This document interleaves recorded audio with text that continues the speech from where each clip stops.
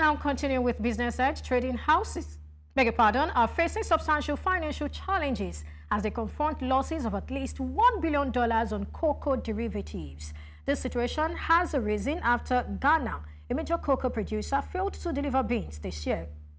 The shortfall in cocoa bean deliveries has forced traders to liquidate their short positions in a rapidly rising market, exacerbating their financial losses. This issue underscores the complex dynamics of the global cocoa market, where production shortfalls and market volatility can have far-reaching consequences for traders and the broader industry.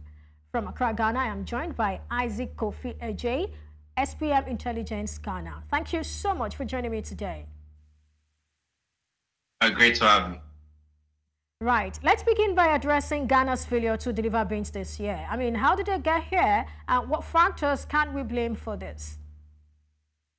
Well, this would not be the first time we're actually analyzing this on News Central, Business Edge. We've been speaking about the fact that Ghana is facing peculiar challenges with its, supply of cocoa beans emanating from illegal mining, and the fact that we've been battling with some weather conditions that have actually, reduced our yields from over 500,000 tons to now less below that mark of 500,000 tons. And so Ghana is really struggling because of smuggling activities that took away about 150,000 tons of cocoa beans out of the country to neighboring countries last year. We also have, just like I said, illegal mining activities, and then also the adverse weather conditions and the El Nino disease that affected most of the producing countries across the globe.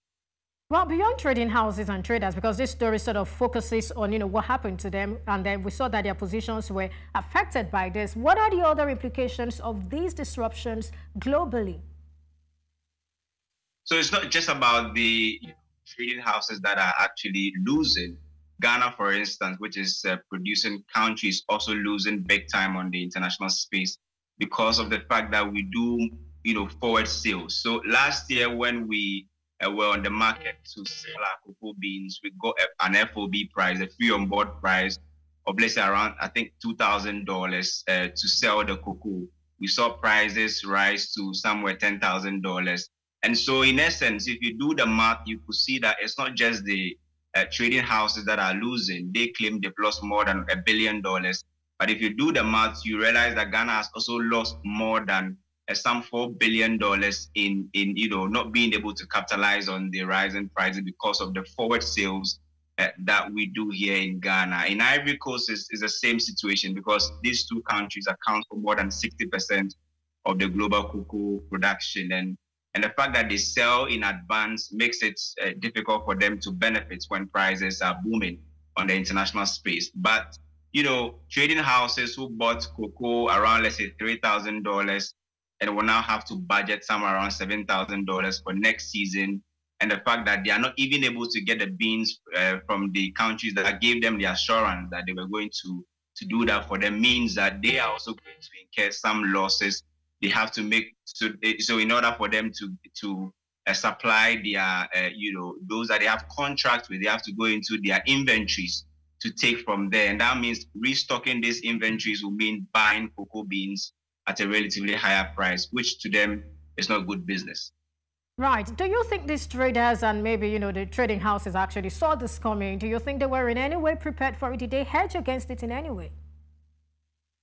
I mean, the hedging was too much if you ask me, but I think they saw this coming. That's why they were able to bargain for, an FOB price, which was somewhere around $2,000. So if they were able to still sell around, let's say, $4,000 or $5,000, they would have still made profit.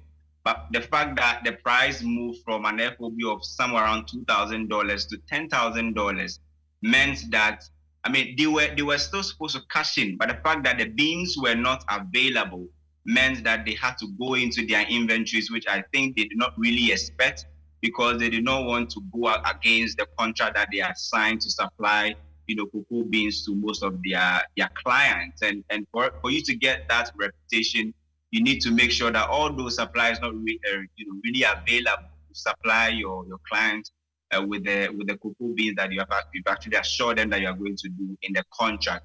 And so by doing that, that is what actually caused most of the traders who trade with Ghana to lose such a substantial amount, because now planning for next season, they would have to buy the fresh cocoa beans at a relatively higher price than they did last year. If they bought it somewhere around $3,000 or $2,000 per ton last year, now they would have to budget about $8,000 or $7,000 to restock their depleted, inventories. And the fact that Ghana is not even sure whether we'll be able to meet or to produce about 500,000, metric tons also sends signals across the globe that there could be, very difficult days ahead. Looking at the fact that Ghana is looking for about $1.5 billion from the cocoa syndicated loan. So in one breath is going against the trading houses. In another breath, Ghana isn't so sure that they will get the 1.5 billion from the international trade or the capital due to the fact that we cannot really assure investors that we'll be able to produce above. Well, a delay of 350,000 tons actually means cocoa traders and processors could face losses of about $4,000 per ton on cocoa futures that they had bought to hedge their physical bean purchases, or around $1.4 billion combined, where you combine all of those. Now, how dire is this particular situation? Do you see it affecting future contracts and agreements between Ghana and these international trading houses?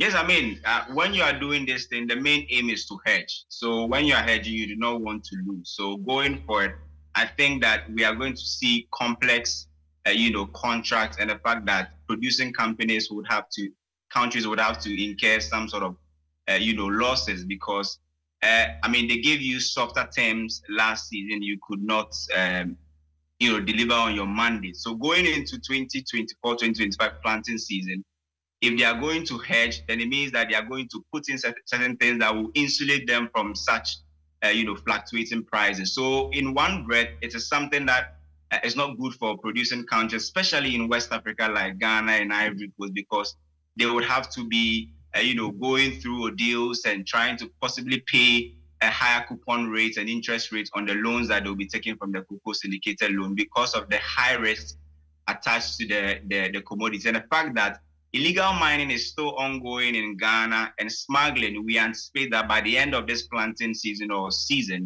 should take away about 200,000 metric tons from the cocoa yields that Ghana actually produced this year. Looking at all of these factors, investors and the trading houses will be looking at all of these factors, and they will be drafting very complex, contracts for Ghana to insulate themselves from the fluctuation they've seen this year. Ghana, on the other hand, would have to prepare because they are looking for big money from the market. 1.5 billion, which is relatively higher than the $800 million they raised last year. And if you compare this year, if you compare how much they were able to raise this year, they could not draw the total amount of $800 million. They were only able to draw $600 million because they were not able to get beans to get the additional $200 million from the market. So it's a difficult period, not just for the trading houses, but for the producing countries like Ghana and Ivory Coast. All right, Agyei, I would like us to close on this. Now, the cocoa market is facing a third successive year of deficit, and prices have sort of, roughly doubled this year. You also talked about that. That's even much more than doubling anyway. So what are the long-term implications for cocoa prices and availability? Or more importantly, really, I would like you to start with your recommendations for hedging against further losses. I mean, should this sort of trend continue? Well, I mean, sweet tooths should prepare. You should prepare to pay high prices for your favorite chocolate that you actually enjoy. Now we know that, confectionaries are actually bringing out bars that have reduced. So because of the prices anyway. But in the long term, it's something that is really going to affect the Ghanaian economy, because if you look at all the top foreign exchange earners, it is cocoa that Ghana can boldly say that whatever we gain is ours. For gold, for instance, we get only 13% of whatever we export, but cocoa, we get more than 90% of whatever we export.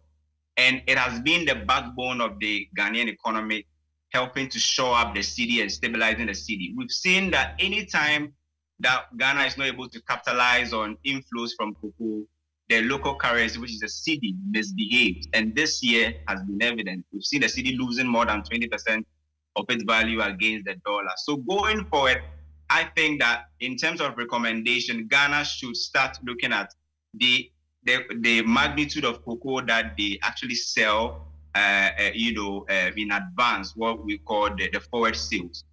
In our laws, Ghana is supposed to sell about 60% in forward sales, but because of the shortage, we end up going into an inventories about 40%, and we sell all of this in advance. So Ghana should be very strategic, taking advantage of this, should not sell more than 60% of its available, beans as forward sale. But it is difficult for Ghana because the country also needs to sell more than 60% at the moment, because they have postponed some of this year's obligations to next year, which means that this will affect our ability to hold inventories and take advantage of the market. So it's a very dicey situation.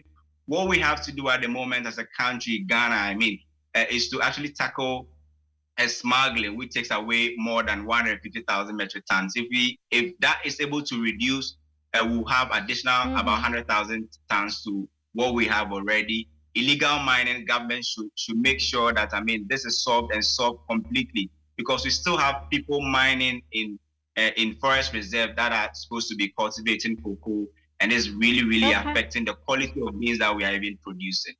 Right, Isaac Kofi Agyei, analyst SBM Intelligence Ghana. Thank you so much for your thoughts and your time. Thank you very much.